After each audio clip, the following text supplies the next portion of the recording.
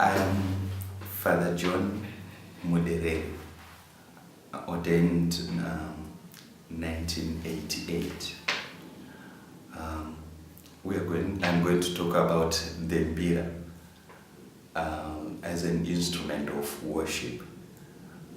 The mbira came into use at worship quite later than the drum, because the drum was used commonly for celebrations and other feasts. But the mbira was normally used for vanzimu or the other solemn ceremonies of the Shona rituals. So it was difficult to use mbira as an instrument of worship. Yet those who understood what mbira was used for began to use it at worship as well, solely because of this particular reason. When one uses the mbira, you can use it as an individual, or you can use it for a ceremony with others, that is in a group. If you use it as an individual, it is an instrument that connects you with yourself, with the world beyond you, with your ancestors. It is a traditional instrument, certainly, which was used for the worship, for the honoring of the ancestral spirits. But when people were doing the ancestral spirit ceremonies, or even connecting with them, they were not just ending with the vanzimu. They would go beyond the ancestral spirit, whom they called vanzimu. They would also say mudzimu mukuru, meaning God. And that part was always vital, because the Shona don't worship as we would say. Maybe somebody may misunderstand. They don't worship the ancestral spirit as a god, but they honor them as people who are living a different life altogether. Now, to keep in connection with them, there were ceremonies that they would hold, and those ceremonies were always connecting them with the ancestral spirit. And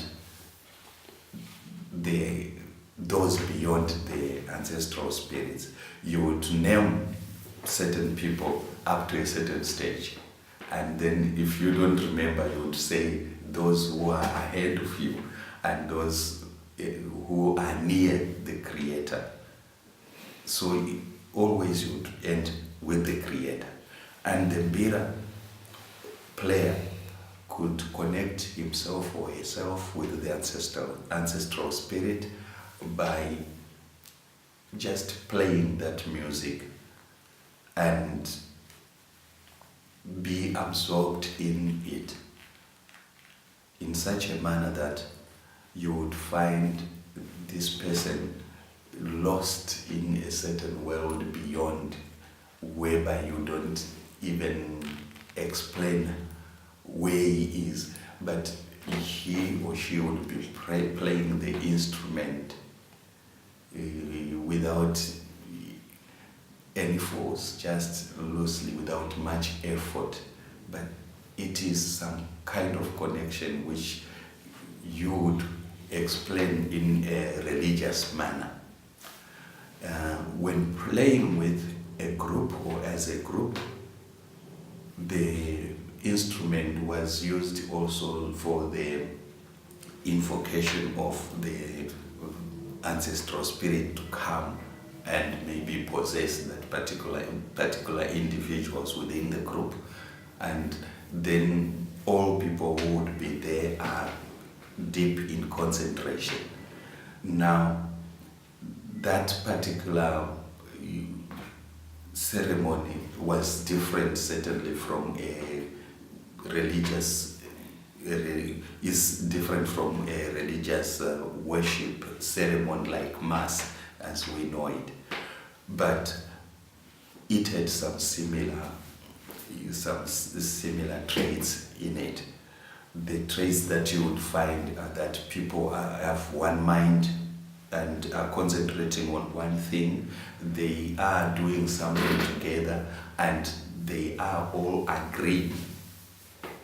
So when the first man who used the mbira at church explained how he was connecting the mbira playing with his worship, he simply said, it takes me somewhere beyond myself, and it takes me somewhere, it makes me express my faith and religion in the normal traditional way that I was brought up, and that gives the person or anyone freedom to feel at home with worship and with his God, and you would feel the presence of God as you try to meditate deeply into the mysteries that are around you.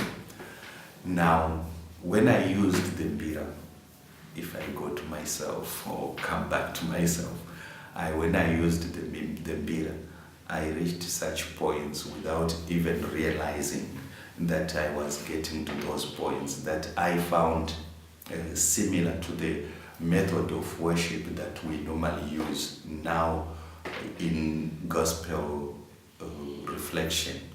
We use the method of Lectio Divina. We read the passage in the gospel of a gospel 3 or 4 times, and then we meditate on it, and then we pray over it, and then we go into contemplation.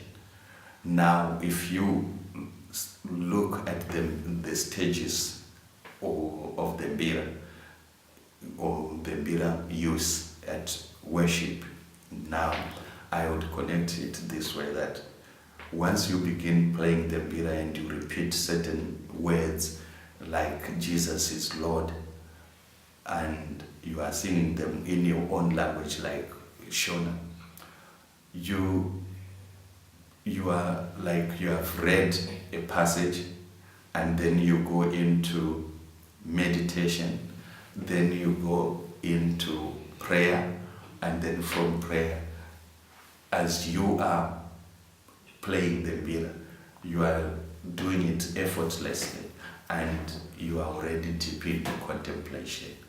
And that's how I relate the mbira and the mbira music, the instrument itself, and the worship that one can use